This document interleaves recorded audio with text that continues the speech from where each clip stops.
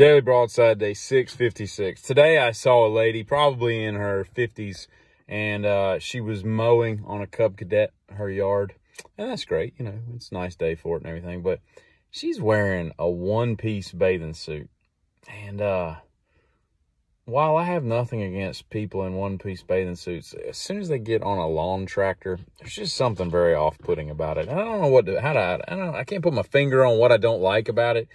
It just looks weird. Everything's just bouncing around, and it's odd, and I don't like it, and I wish people would stop. You ever notice that when you go into a Dollar General, there's 4,000 things in your way in the back? And I mean, it's no fault of their own. I mean, there's like one employee for every, 6,000 customers. So that, there's nobody to really put the stuff up. But I bet you fire inspectors get a raging hard on when they go into a Dollar General, just waiting to write somebody up, because when you go into a Dollar General, like the back of it, like there's all the aisles are full of these metal racks of product that hasn't been placed out. I mean, it's like you're at a great white show in Rhode Island and the club's about to catch a fire, because you couldn't get out of that place if you needed to. If you're in the back, like where they keep like tampons and stuff in the back corner, and a fire broke out, you're done.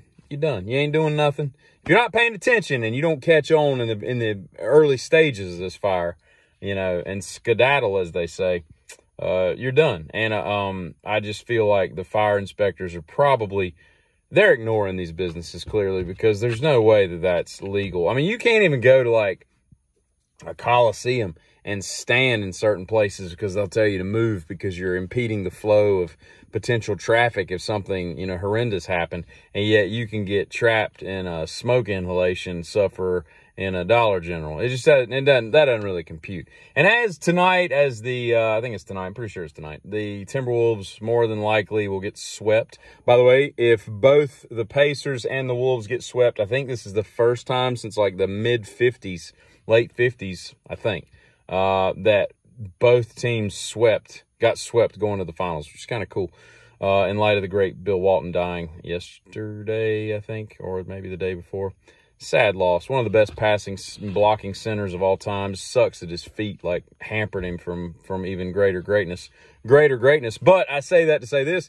Anthony Edwards. Everybody thinks he's Michael Jordan's son. Let me tell you why he's not Michael Jordan's son. Yes, they look alike. They got the same kind of physique. The ups are obviously genetically equal, that kind of thing. But Jordan has two sons. Not Jordan. He don't think he named his son Jordan. What was his name? Stephen, Austin. I don't remember their names. Jeffrey. Jeffrey is one of them.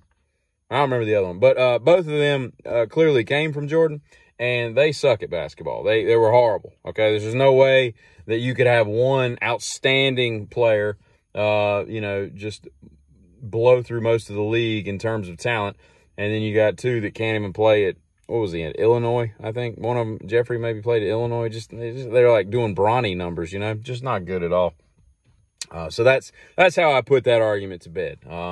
Maybe he's related to Jimmy Butler. I don't know. But anyway, I don't think he's related to the great MJ. And if you've ever watched Danny Carey, who, along with Thomas Hockey, I think I'm saying that right, of Meshuggah, are the two greatest, in my opinion, odd time signature, no time signature, weird time signature, polyrhythmic drummers of all time. I mean, they transcend what the brain should be able to make the body do with the stuff that they do. And it pisses me off as a burgeoning drummer, that they can do. I'm having a hard enough time learning the drums the last 3 years, as a lifelong guitarist, trying to separate my damn feet from my hands. It's hard. You gotta uncouple that mat, right?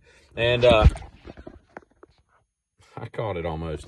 And it's hard. It's hard to separate your feet and your hands to do different things.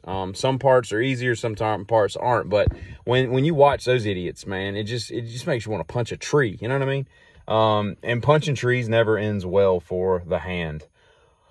Tiene dolor en los manos. But so, what was I saying? But if you ever notice when Danny Carey plays drums, he always, and the dude's a trip. I mean, he'll sit in with like a marching band or what do you call it? A pep band, you know, in a football or a basketball game. I've seen him sit in on like just a garage band at like a talent show. I mean, he's just a cool dude, right? But he always looks like he's surprised and or confused by his own talent. And that's always a sign of genius right there. When you're playing something and you're just like looking around like, God, how am I able to do that? I am amazing. That's talent right there. That's showing that you don't even understand the complexity of your brilliance. Y'all have a great one, Giddy.